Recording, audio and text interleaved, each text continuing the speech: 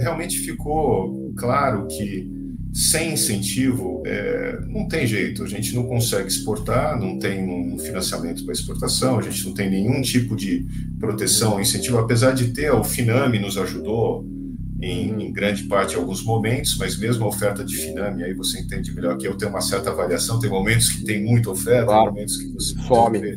desaparece no mercado. Né? Então isso é o ambiente, vamos dizer, mais hostil que a gente enfrenta.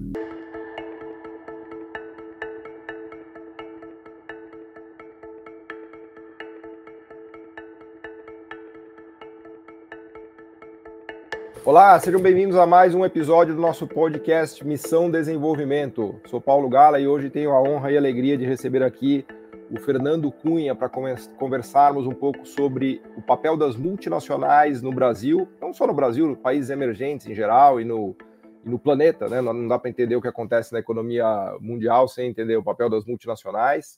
É uma conversa super interessante que tenho certeza que todos aqui vão adorar, mas antes disso fazer a propaganda dos nossos patrocinadores, né, do nosso patrocinador, que é a Associação de Funcionários do BNDES, a AF-BNDES.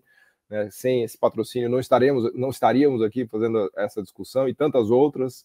Né, então fica aqui o nosso agradecimento para a AF-BNDES e também fazer o convite para que vocês assistam todos os outros episódios. A gente já cruzou a barreira dos 100 episódios, né, estamos aqui numa longa estrada, né, de discussões sobre desenvolvimento econômico brasileiro, desenvolvimento tecnológico, o papel dos bancos públicos, o papel do financiamento, criação de tecnologia no Brasil e no mundo, e por aí vai. Uma longa estrada. Então, para a gente é uma grande alegria poder receber aqui o Fernando, que é um praticante, né, de tudo isso que a gente vai conversar aqui, do que a gente conversa. Então, é legal ouvir o relato de quem, de verdade, está trabalhando com isso no dia a dia, né, Fernando? Então, agradeço a sua disponibilidade, a sua boa vontade, o seu horário. Eu pediria para você se apresentar rapidamente para quem não te conhece, falar um pouco da sua trajetória e tal, para a gente já começar a conversar. Seja muito, muito bem-vindo. Obrigado. Obrigado, Paulo, pelo espaço. Eu sou um ouvinte assíduo desse podcast, seja no YouTube, ou seja, às vezes no celular, às vezes estou malhando e fico escutando, que não é o melhor horário, talvez, para Eu escuto discutir também Brasil, né? no café da manhã, almoçando, né? Que é quando dá para ouvir também, eu faço isso também. Mas eu recomendo muito que, para mim, acabou sendo uma fonte, e eu agradeço muito a Associação de Funcionários do BNDES também de dar esse espaço, porque abriu muito meus olhos, assim como de outras pessoas, a respeito dos desafios que a gente tem como nação e de quanto que a gente realmente precisa ter um alinhamento melhor com os diferentes stakeholders, vamos dizer, no país, governo, instituições, etc. E multinacionais, que é onde eu fiz minha vida. Eu tenho 48 anos, hoje meu aniversário, inclusive. Opa, parabéns! Parabéns, obrigado. Então, o agradecimento é maior ainda, porque você está disposto a vir conversar com a gente aqui no seu aniversário, né? Aumentou o nosso ônus, né? Tem que te agradecer ainda mais. Para mim ficou mais especial também por conta disso. E boa. Sabe eu que fiz minha carreira... eu tenho 48 anos também, né? Só dividir aqui com você essas dores do envelhecimento, mas é melhor, a alternativa ao envelhecimento é pior, então é melhor envelhecer, né? Mas vamos lá. É isso aí. Eu brinco que eu estou me preparando para o último 1/3 da vida para viver em grande estilo. Vamos colocar a segunda metade, vai ser mais otimista. Né? Mas então, eu fiz minha carreira toda ela na indústria. Eu sou engenheiro de formação, fiz depois especializações em MBAs na área de business, administração, mas eu caí desde o começo na indústria e aí acabei me apaixonando por conta das suas peculiaridades e desafios aqui no Brasil. Eu entrei numa empresa que era focada num ramo de ar-condicionado, depois mudei para uma empresa no ramo de lavanderia, e fui galgando as posições normais da vida de um executivo, que você começa, geralmente no meu caso, eu comecei numa área técnica comercial, e aí depois fui subindo, fui para a diretoria de estratégia, depois de diretoria de marketing, de operações, para entender a parte produtiva, e no fim, hoje eu sou responsável pela operação da empresa que eu trabalho na América do Sul, né, há uns 4, 5 anos. Né? Então eu vivo o dia a dia e eu escuto o teu programa e todas as áreas, né? Você passou praticamente por todas as áreas, né? que é algo programado, né? As indústrias mais organizadas, elas fazem um trabalho de preparação dos executivos que ele tem essa visão holística, né? Que ajude um pouco nisso. Legal. E a empresa que você trabalha hoje é de qual setor, Fernando? É o setor de ar-condicionado e refrigeração. Tá. Então, desde equipamento pequeno, os mini splits que a gente usa em casa, nesse verão absurdo que a gente teve, a equipamentos maiores, que a gente tem uma planta em São José dos Campos, onde fabrica equipamentos pesados para refrigerar shopping, aeroporto, edifício comercial, hospital, indústria, etc. Da onde é a empresa? Qual é o país? Então, a empresa ela é de origem japonesa e ela tem uma história muito divertida e interessante para o nosso desenvolvimento do país. Ela veio para o Brasil na década de 70. Os japoneses fizeram primeiro a planta em Shimizu, lá no Japão, e depois pensaram onde a gente vai expandir. E você imagina, Paulo, na década de 70, qual que era o grande boom? Brasil, aqui é milagre econômico. Crescendo 10% ao ano, era o grande mercado, né? Uma maravilha. Então eles vieram para cá e, inclusive, eu lembro daquele livro, acho que você recomendou, eu li do Terapia de Como a China Escapou Terapia de Choque, que eles vieram para o Brasil fazer entrevista com o finado Delfim Neto na mesma época. Né? Da Isabela Weber, né? Muito bom o livro. E aí eles abriram a primeira fábrica fora do Brasil, num lugar, fora do Japão, num lugar que eles consideravam super estratégico, e construíram com um tamanho 4 vezes maior do que a necessidade momentânea. Né? Só que depois disso que aconteceu é que a gente sabe o que aconteceu com a economia e no fim ficou com aquele tamanho que ficou. Né? Tem uma área enorme, mas aquele crescimento no fim Onde é a planta? Desculpa, Fernando. Em São José dos Campos, é próximo da Embraer. Está no mesmo lugar lá faz 40, 50 anos. É isso aí, 50 e estará lá. É isso aí. Entendi. E a gente tem uma operação também em Manaus ali, porque Manaus, para equipamento pequeno lá, é uma área incentivada, mas o comercial, que não tem nenhum incentivo, ele fica perto os executivos põem perto dos lugares onde você tem a demanda. No caso, São Paulo, Rio, né? Então é mais estratégico daqui para custos logísticos. E desde o começo, Paulo, vou estender e você me corta ali se eu estiver falando. Vamos embora. Essa história ela é simbólica do que foi o Brasil, né? E do que passa uma série de executivos nossos e outros, né? O que acontece? A gente tem hoje as dificuldades. Tem as primeiras que são as básicas, que são bem comentadas nesse programa com muito mais profundidade e propriedade do que eu posso falar, a parte de estrutura logística, impostos, a complexidade de impostos no Brasil, instabilidade financeira, política, jurídica, os juros que a gente tem, que são dificílimos da gente fazer um empréstimo local. Inclusive, eu estava lendo um livro hoje nos Estados Unidos, eles estão numa tendência de em vez de eles comprarem startups, os investidores, o cara que quer abrir um negócio, ele está procurando uma empresa que fatura $1 milhão por ano, porque lá o empréstimo, os juros é menor e eles têm muito crédito para indústrias de médio porte. Então, o cara com $60 mil, $100 mil, ele consegue comprar uma empresa de $1 milhão de faturamento e fazer girar. Mas tem crédito que tem diferença nossa, que a gente, se fizer isso, o cara, no terceiro mês, ele... E tem linha subsidiada, né? O governo americano tem linhas subsidiadas para isso, né?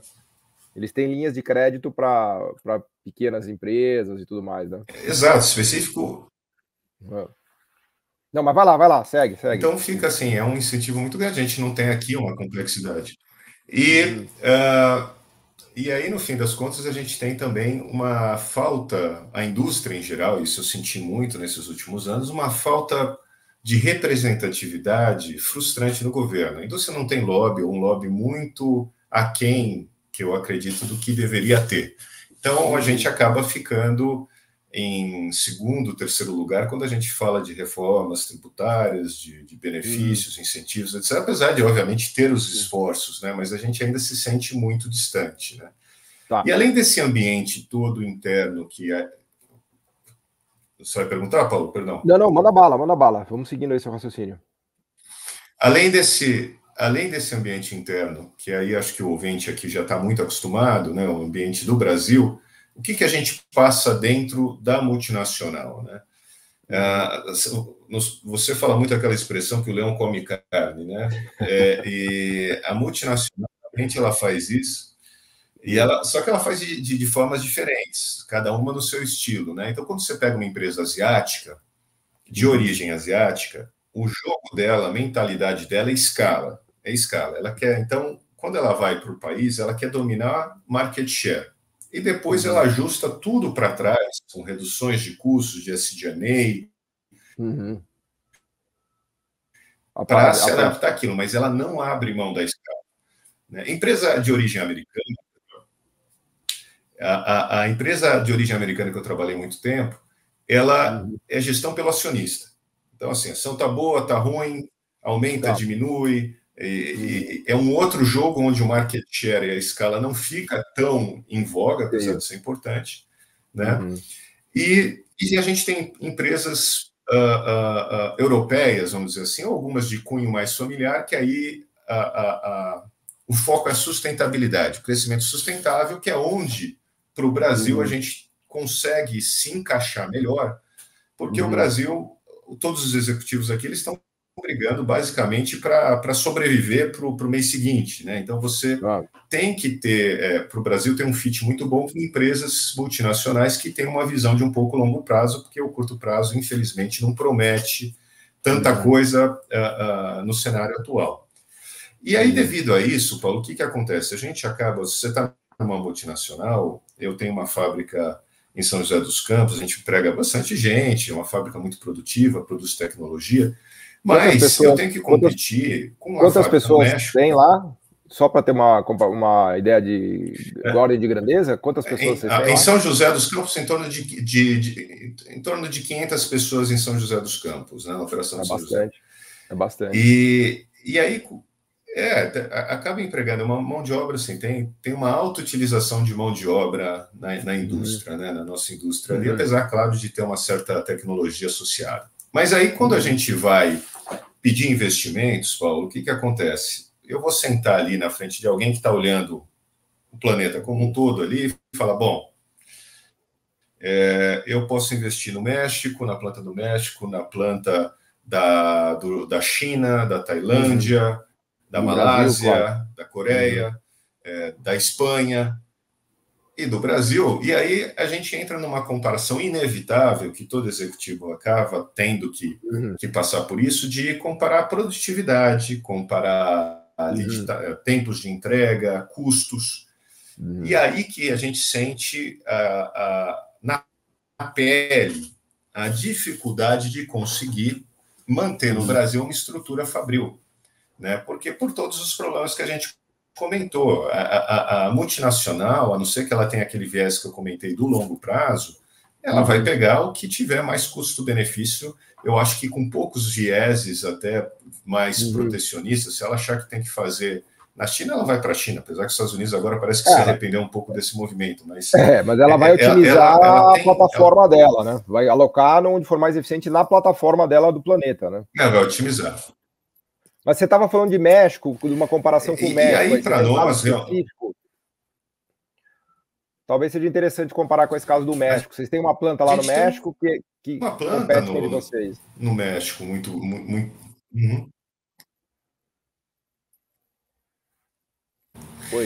Ela tem. O que acontece? Como a planta do México. No fim, o México ele monta muita coisa tal. E ela fornece muito para os Estados Unidos. Então, ela tem algo que a gente tem muita dificuldade de ter, e você sabe que é a sobrevivência da indústria. Ela tem escala. Então, por ter escala, por fornecer para os Estados Unidos, pelos acordos bilaterais que eles têm, ele tem uma vantagem competitiva e tem uma atração de capital da multinacional muito maior do que eu tenho para o Brasil, que eu tenho que justificar geralmente com o tamanho do Brasil, que para produto industrializado é muito pequeno se eu comparar com os Estados Unidos. Claro, a gente está falando de uma economia de 25 trilhões de dólares. E com isso a gente acaba perdendo, né? Então, os produtos de maior valor agregado, eles acabam um business case, e eu tenho, obviamente, toda essa oportunidade com o meu time de trazer um produto de altíssimo valor agregado, eu não tenho demanda suficiente para sustentar esse investimento, porque eu não vou conseguir exportar. né? Então, a gente fica realmente um pouco trancado nessa situação, mesmo dentro do mesmo grupo. Eu não estou nem falando de concorrências, né? E aí, Paulo, o que é uma das frustrações que eu tenho que driblar, eu e os meus pares executivos, que é a falta de um planejamento de país, de um incentivo, né? Eu, por exemplo, tirando Manaus, que tem ali uma proteção inerente ali para produtos fabricados, com suas deficiências estratégicas, etc., todo o restante que a gente tem, todas as fábricas no Brasil, que chegaram a ser 10, 11 fabricantes diferentes para equipamentos maiores, não existe absolutamente nenhum incentivo, mas zero do zero do zero. É o custo Brasil na veia. Entendi. E com isso é impossível não acontecer o que veio acontecendo. Eu fui perdendo meus concorrentes locais, que obviamente, se eu for só olhar pelo ponto de vista da empresa que eu estou representando, pode ser um negócio positivo, mas do ponto de vista de país é um negócio lamentável. Você foi vendo a desindustrialização com olhos nus ali, né? Toda ano a ano, até eles saindo, tem dois hoje, dois. Só dois? E mesmo, só dois, de 10 a 11 começou, tem dois de maior porte representando essa indústria no Brasil. E aí eu vou explicar depois como que a gente fez para conseguir se manter, né? Que também isso eu acho que é uma mensagem para compartilhar com os meus pares. Mas realmente ficou claro que sem incentivo não tem jeito. A gente não consegue exportar, não tem um financiamento para exportação, a gente não tem nenhum tipo de proteção, incentivo, apesar de ter, o Finame nos ajudou em grande parte em alguns momentos, mas mesmo a oferta de Finame, aí você entende melhor que eu, tem uma certa variação, tem momentos que tem muita oferta, claro, momentos que você desaparece no mercado, né? Então isso é o ambiente, vamos dizer, mais hostil que a gente enfrenta. E um exemplo engraçado que eu tive semana passada, eu estava nos Estados Unidos apresentando a operação do Brasil para um board de uma empresa que está num processo de compra da nossa. E ali eles, assim, apresentação de operações de 3 bilhões, 4 bilhões, mas aí a gente vai com uma operação menor, estou apresentando tal, e aí o mais alto executivo dessa empresa, do board, ele vira assim e fala, não, mas eu lembro do Brasil. Paulo, quando você está numa multinacional, representando o Brasil numa reunião fora, e ele fala isso, pode ter certeza que ele não está querendo falar do carnaval. Não é uma boa notícia. Geralmente, o que eles têm a visão do Brasil? Eu já fechei uma operação nos últimos 5 anos, porque teve uma instabilidade de FX. Ele já tem um trauma ali que a gente tem algum problema ele teve. Vamos dizer, vencer. É uma pena, né? Mas, claro, a gente tem formas de convencer o executivo brasileiro. A gente tem aqui muitos recursos, muita gente competente, mas a realidade acaba se impondo.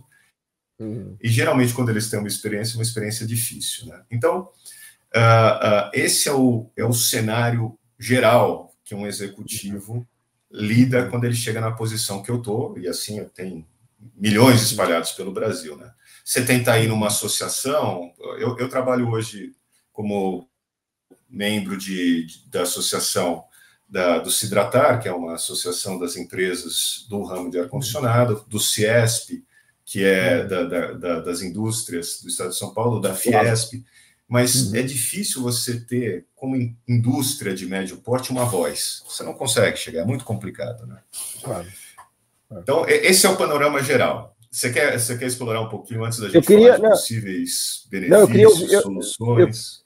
Eu queria ouvir um pouco o que vocês fizeram para sobreviver, porque você mencionou aí que sobraram 2, na verdade, né?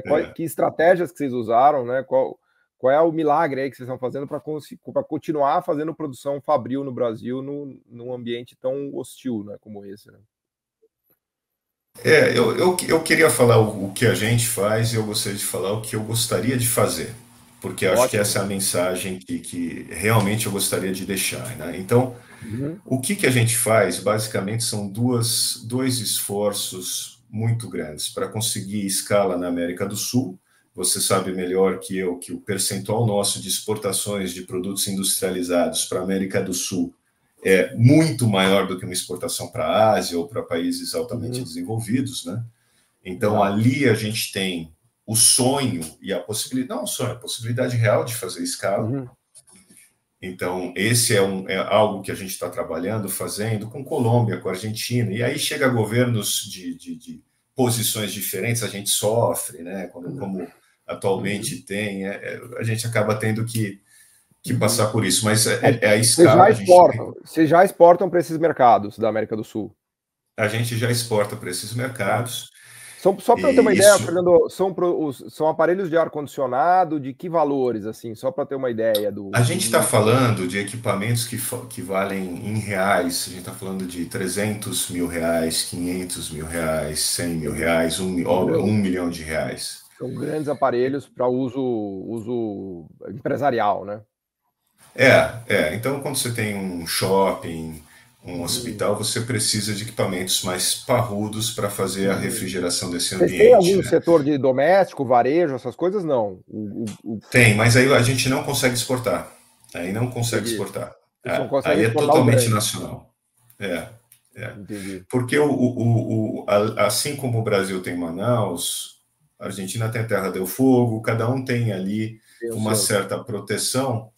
E quando eu vou tentar exportar para países que não têm esse nível de proteção, a Colômbia, por exemplo, é um país, pelo menos no mercado que eu atuo, que tem poucas restrições, por exemplo.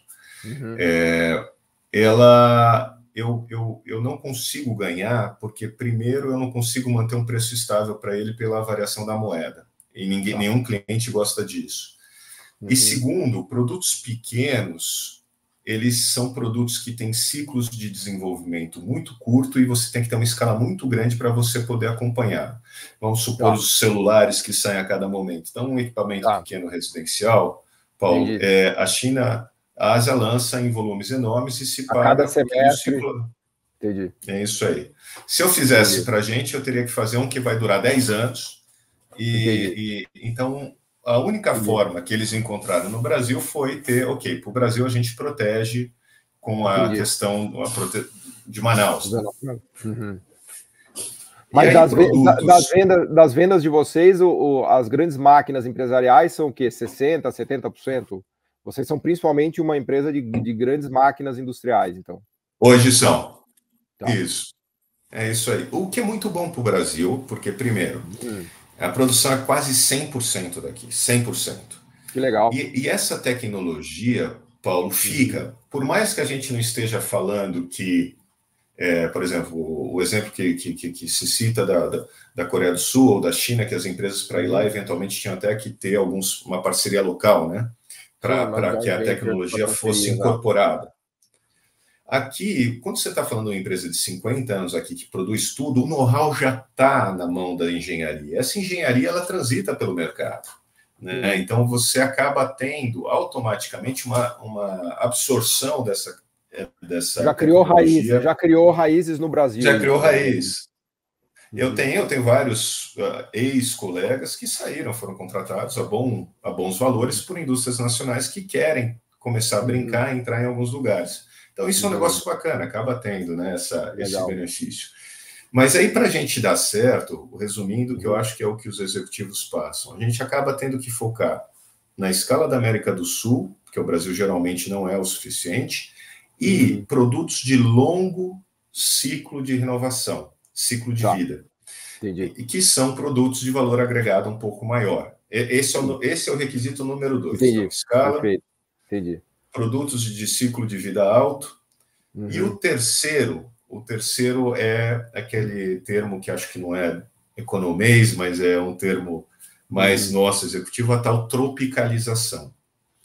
Se você pegar e fizer, vamos fazer um tech transfer, que é uma expressão muito usada, um jargão na área industrial executiva, você vai para uma matriz, para uma fábrica, fala, me transfere a tecnologia, eu vou fazer aqui igualzinho ao que eu faço, ao que você faz na Ásia. A chance de você conseguir fazer mais eficientemente, mais barato, que eles fazem lá, é nula. Então, você tem que ter uma engenharia local. o que é legal também para a indústria brasileira. A gente tem engenharia mesmo ali, de Legal. 30, 40 pessoas trabalhando, que ele pega aquele produto e eles têm capacidade para isso, para falar, não, vamos usar os componentes locais, vamos adaptar isso. E aí você consegue ter produtos que atendem à demanda do Brasil e da América do Sul, que não vão para a Ásia e não iam mesmo. Então, esses três fatores, que não são fáceis de conseguir, você tem que aprovar lá fora, tem uma engenharia no Brasil. Né? Não é... Qual que é aquela expressão que você usa no México, quando a pessoa só monta a máquina? Ah, maquila. Maquila?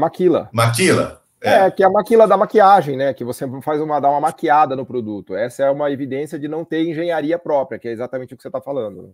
Quando você é maquila, você não precisa de engenharia. A evidência de que é Manaus a gente faz isso. Que eu brinco que Manaus é pior do que o México, que é uma maquila introvertida, porque é uma maquila que você nem exporta, é uma maquila para colocar no Brasil, né? É verdade. É o pior dos casos, né? Porque pelo menos o México ainda exporta, né? É verdade. Então você tem que conseguir, o executivo aqui tem que ter esse apoio de fora para ter uma engenharia, seja da multinacional ou seja dos nacionais também, para conseguir desenvolver esse tipo de produto. Para poder tropicalizar, que é o que você chamou, né? Tropicalizar. Você não tem condição, porque também é o seguinte, Paulo, pelo nosso tamanho, geralmente as multinacionais, elas têm uma engenharia global. Só que quando você vai lá com o teu business case e fala, olha, tá aqui, ele vai comparar com o business case do cara que está vendendo para a Europa inteira, para os Estados Unidos inteiro, então você fica no último da fila, em prioridade. É tudo investimento, é retorno. Né? Então, você tem que fazer isso localmente para a gente. E aí, com esses três, a gente conseguiu sobreviver, conseguiu ir bem.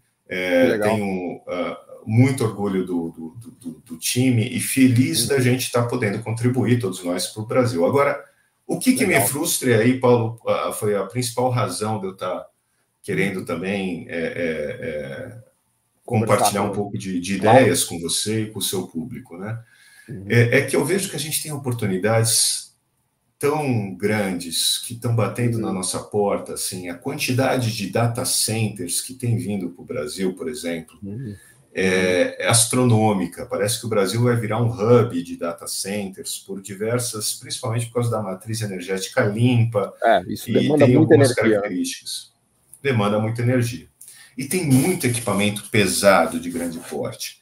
Só que se eu não tiver, se o Brasil, se tiver um plano, a gente tem esse plano da neoindustrialização, mas enfim, um alinhamento que falasse, ok, data center é uma indústria nobre, né?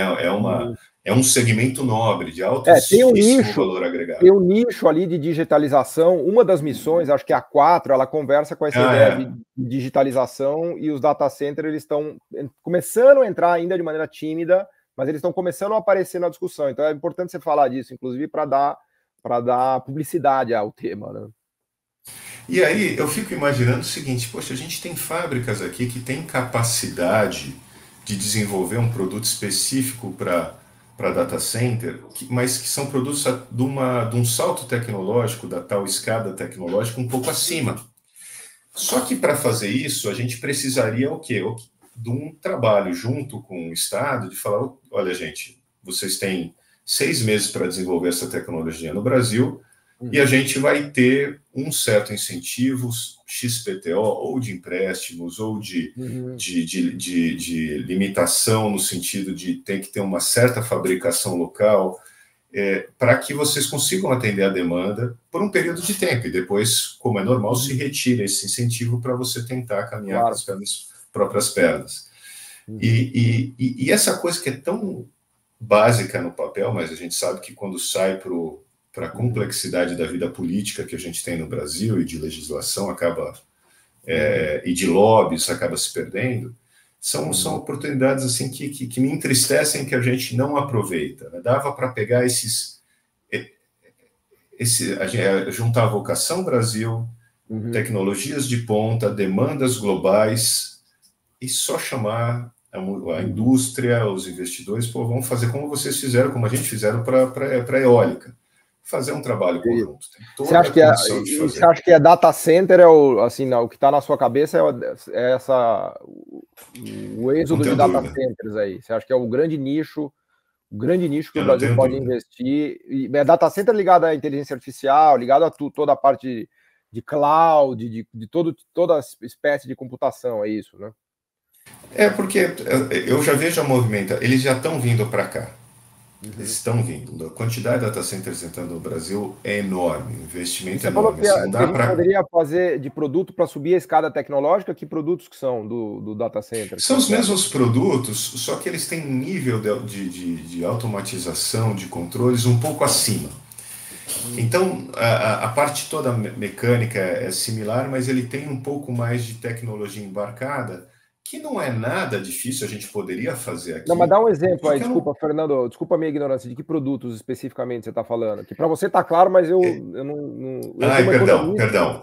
Como economista, eu não conheço nenhum produto. Eu conheço todos, mas não conheço nenhum, entendeu? É uma tristeza, né?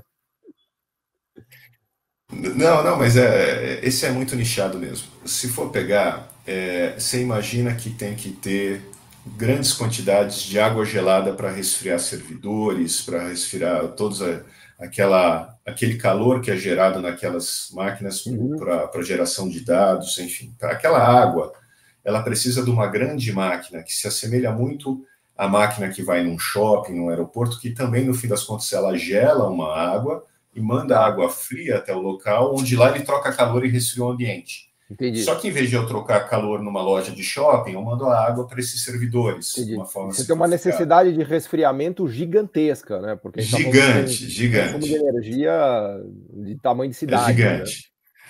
Agora, como são equipamentos muito sensíveis, né, e carésimos, e não só isso, se tem algum problema desse, você imagina, vai parar um serviço de uma Netflix, de uma Disney, a multa que gera, você tem uma exigência técnica do fabricante que é proporcional. Claro. De novo, não é nada fora do comum, só que sem um incentivo, eu não consigo chegar lá fora, Fernando, falar, olha, meu querido gestor, vamos fazer isso no Brasil porque tem um boom. Entendi. Falo, por que você não pega do México? Em tese, você teria condições de produzir essa máquina no Brasil, em tese. Se você tivesse financiamento, se tivesse linhas, entendi. Você poderia ser o fornecedor do data center se houvessem linhas. Eu e outros, né? Sim, a gente poderia crescer, duplicar o tamanho da indústria desse segmento nacional, do ar-condicionado. Só aproveitando essa oportunidade, essa é uma de várias, né? Mas eu acho que quando eu escuto o teu programa, Paulo, eu fico pensando assim, esse é o debate que a gente tem que ter. Claro. E me entristece muito, eu não sei se a você entristece, eu tenho muitos pares que eu converso com eles. Eu passei da tristeza, eu já tô na agonia já, Fernando. Não tô mais com. Passei da tristeza com agonia já, entendeu? Mas vai lá. O que me chama a atenção, e eu não sei se chama atenção para você no círculo que você transita, mas no círculo que eu tenho de amigos executivos, CEOs de outras empresas, presidentes, eles têm uma postura geralmente muito distanciada do Estado, como quase aquela postura assim, me deixa sozinho que você me atrapalha menos. Isso é de uma simplicidade e de uma ignorância. É primitivo, porque os caras nos outros países estão se associando aos estados para se alavancarem, né? Os americanos, os japoneses, os alemães, os chineses estão usando seus estados como alavanca, como catapulta, né? E eu não sei se isso é um pouco, eu acho que é um misto de um pouco de desinformação e um pouco também de agenda, né? Uma agenda particular de cada um, né? E aí, quando eu escuto o teu programa, reforçando, eu falo, putz, como eu gostaria, e eu chamo meus colegas, tudo que o executivo, os funcionários de instituições privadas também tivessem mais engajados nisso. Eu acho que a gente teria um boom muito grande em discussões mais produtivas e, no fim, ações mais produtivas, né? É fantástico, não, e eu fico feliz de você falar isso, porque muito da nossa audiência são diretores do BNDES, são executivos de agências de fomento, de associações, né, que é justamente essa turma que a gente precisa aproximar, né, porque é um ganha-ganha óbvio, é uma sinergia óbvia disso daí, né, mas os lados precisam perceber que a associação é sinérgica, né, porque é meio quase como um casamento, né, você fala, pô, esse aqui dá para casar esses dois aqui, mas eles precisam entender isso, né. Então, porque no fim das contas, o leão que está comendo carne ali, ele só quer aquilo, ele não está preocupado com um sucesso nem com um fracasso especificamente de algum estado, né? Não é o papel dele, ele Claro. quer ou aumentar a share, que nem eu falei, ou ação, ele tem lá o interesse dele. Então, uma vez que você tem algo racional que sustente números, por exemplo, a gente falou de data center, eu chego lá no board do CEO Global e falo, olha, vamos investir aqui $1 milhão, 1 milhão, 500 milhões, que seja. Mas isso aqui vai ter um payback de 2, 3 anos e vamos duplicar nossa participação e vamos exportar. Assim, é zero restrições. Também eu quero quebrar esse mito que eu acho que, pelo menos na minha experiência, eu não passei, de talvez por não estar numa indústria também tão crítica, de que tem essa restrição. Não vamos passar, porque aí o Brasil vai se tornar uma potência e vai... Não estão nem aí. Não, a gente está muito longe disso. A gente está muito longe disso. Isso é tão longe que Então, assim, não tem essa restrição, né? É uma entidade neutra para o bem ou para o mal, né? Para os dois, né? Cabe a nós... A questão é que você falou, a questão de ganhar dinheiro na cabeça deles. Onde que eu vou ganhar mais dinheiro? Se eu investir na Malásia, na Tailândia, na Indonésia, na planta mexicana ou na planta brasileira? Pronto, aí o cara toma a decisão. E aí, o outro lado da moeda, Paulo, que só para encerrar, porque eu também não quero passar o tempo, eu sei que você controla bem, assim, a gente tem muito tempo de conversa. Mas é a questão também do lado reverso. Eu vejo também muito preconceito com as multinacionais, com os executivos, com a iniciativa, talvez por conta desse discurso que muitos deles têm, que é muito limitado, que a gente estava falando há pouco, ou tem uma agenda própria. Mas acho que tem que tirar isso, porque ninguém vai ganhar, o Brasil não vai crescer sem multinacional, sem Estado. Até porque a tecnologia que a gente precisa está na mão das multinacionais. A gente precisa aprender com as multinacionais, elas são os nossos professores, né? A questão isso é essencial. Né? É como usar as multinacionais. A gente tem que ser esperto em usar ela no que ela pode trazer de bom. E só isso. Usa ela no que ela vai ficar contente, a gente vai ficar contente, todos os stakeholders vão estar bem. Né? E esse é o desafio que a gente tem, até na polarização das discussões, né? Mas puta, esse stakeholder só atrapalha, que nem o executivo fala do Estado, eu quero o Estado o mínimo possível. Pô, meu amigo, não dá. Se você tivesse que dar algumas ideias, assim, Fernando, mais práticas, né? Imagina que tem gente aqui do BNDES ouvindo, gente de outros órgãos de fomento, assim, que coisas te vêm em mente? Por exemplo, linhas específicas de financiamento, porque, por exemplo, uma coisa que me chamou a atenção desse governo, que eu acho que é positiva, são essas linhas da FINEP, agora, que são linhas com indexadas por TR, com juro baixíssimo, ou reativação de Finame ligada a questões de sustentabilidade. Mas, enfim, se você tivesse aí uma carta branca para fazer coisas, assim, pensando em tributação, pensando em subsídio, pensando em linha de fomento, pensando em tarifa, ou pensando em abertura, sei lá, o que você pudesse, você desenhar algumas medidas, que você desenharia? Olha, com a carta na manga, eu tentaria fazer o incentivo que eu comentei para poder crescer naqueles pontos chaves, a escala, produção local de produtos que tem fit. Então, primeiro, a gente teria que ter mais incentivo à exportação. Muito difícil para a gente exportar sem linhas de financiamento para outros países da América do Sul, né?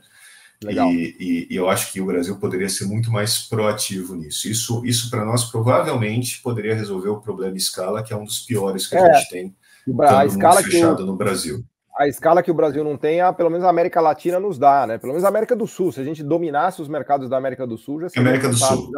Já dobra o PIB, porque a gente está falando de um PIB de 2 trilhões e pouco do Brasil, mais a América do Sul inteiro vai para 4 trilhões. Então já é algo interessante, né? Exatamente isso. O estudo que eu faço é que eu poderia duplicar o volume da minha planta, triplicar fazendo essa ação. América do Sul.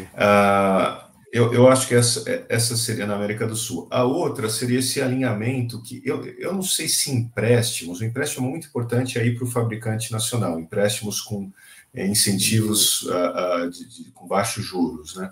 Para a multinacional, ele tem um benefício que ele tem um bolso grande. Ele toma dinheiro lá fora, tem dinheiro infinito, né? Então ele não tem esse problema, ele só precisa conseguir justificar que ele vai retornar esse dinheiro. Que esse dinheiro se investe, mas tem um retorno. E para isso eu tenho que ter um mínimo de estabilidade para poder desenvolver um mercado no Brasil e um certo incentivo, ou até, por mais que seja uma palavra, não sei se é feio ou não, mas uma certa preferência por um tempo determinado para produtos fabricados no Brasil, que empregam pessoas no Brasil, que enfim, distribuem um pouco de riqueza no Brasil. Então, eu acho que se fizesse isso, alinhando não vai fazer isso para qualquer coisa, porque o bolso é pequeno no Brasil também, não tem condições de pegar e fazer isso.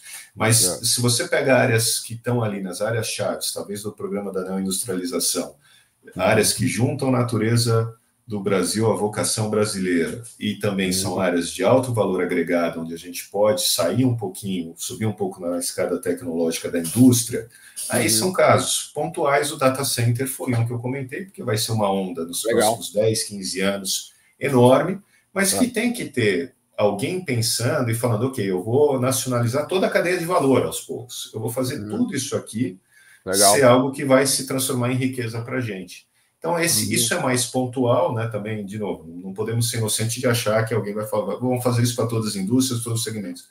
Não temos essa capacitação, mas áreas estratégicas a gente falta em fazer.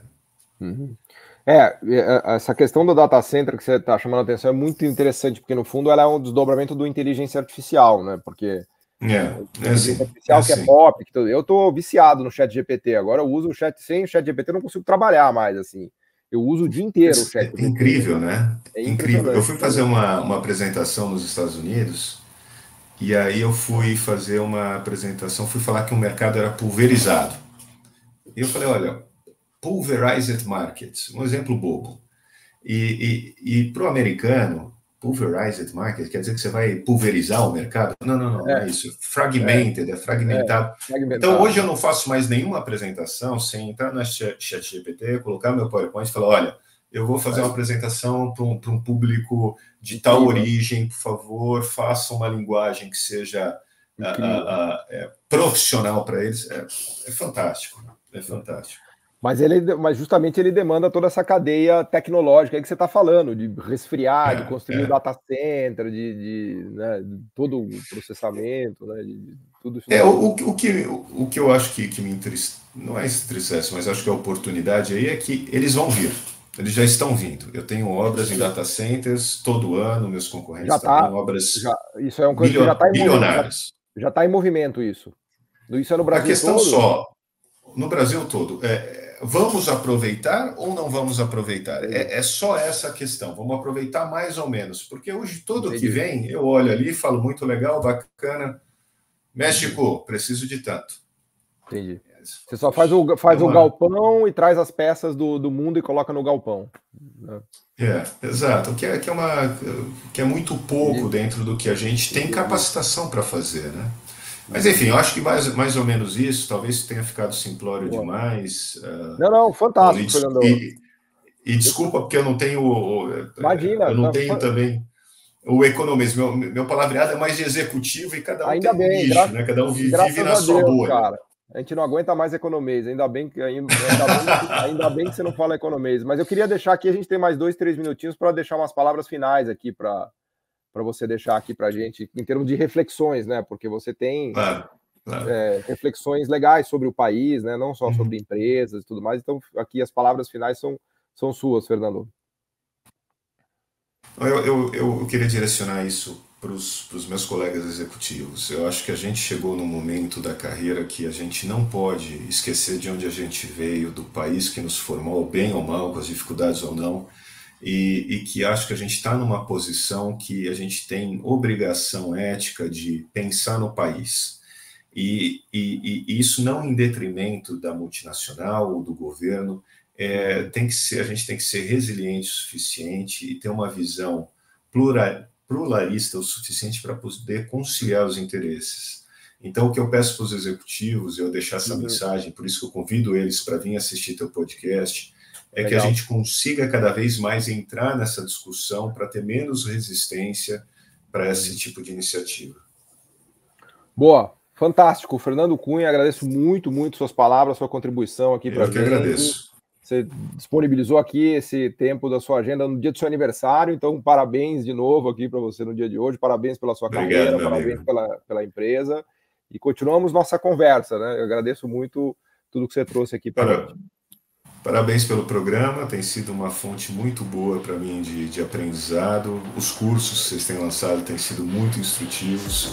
E, de novo, é um mundo que eu, empresarialmente, eu não tenho necessariamente que transitar, mas ele me complementa demais para eu poder entender como que eu vou avançar o meu papel dentro da indústria. Então, eu agradeço também vocês por isso. Fantástico. Obrigado, Fernando. Show de bola. Valeu. Obrigado, Paulo. Até mais. Muito bom, obrigado.